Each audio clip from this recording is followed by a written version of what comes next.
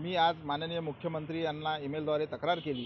तक्रारीचं स्वरूप असं होते की अमरावती जिल्ह्यात आरोग्य विभागाचा एकदम भोंगळ कारभार सुरू आहे।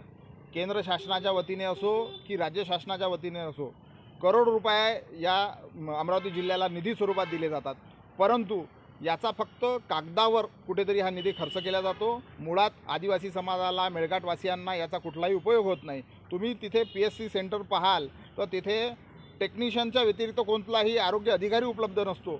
एवढी सगळी यंत्रणा असताना शेवटी मागील 5 महिन्यात 64 कुपोषित बालकांचा मृत्यू झाला आणि काल परवामध्येच पुन्हा 4 बालकांचा या उपकेंद्रात मृत्यू झाला आणि एका मातेचा सुद्धा मृत्यू झाला। शेवटी उच्च न्यायालयाला, सरकारला, या महायुतीच्या भ्रष्ट सरकारच्या विरोधात ताशेरे ओढावे लागले। इथपर्यंत ही नामुष्कीची बाब अमरावती जिल्ह्यावर आलेली आहे।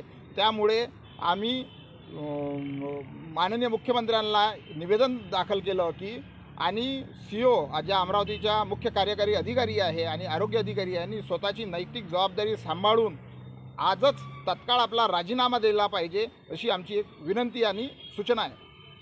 येणाऱ्या काळात आमच्या मागणीची पूर्तता केली नाही तर अमरावती जिल्ह्याचे जे पालकमंत्री आहेत त्यांचीसुद्धा मी बाईट आताच पाहिली की या पहिल्याच्या काळात सुद्धा असे मृत्यू होत होते। अरे, पहिल्याच्या कार्यकाळात असे मृत्यू होत होते म्हणूनच तर तुम्हाला आज लोकांनी निवडून आणलं आहे। तुम्हीसुद्धा अगर मागचं करत राहाल तर हे बालक मृत्यू असंच होत राहील।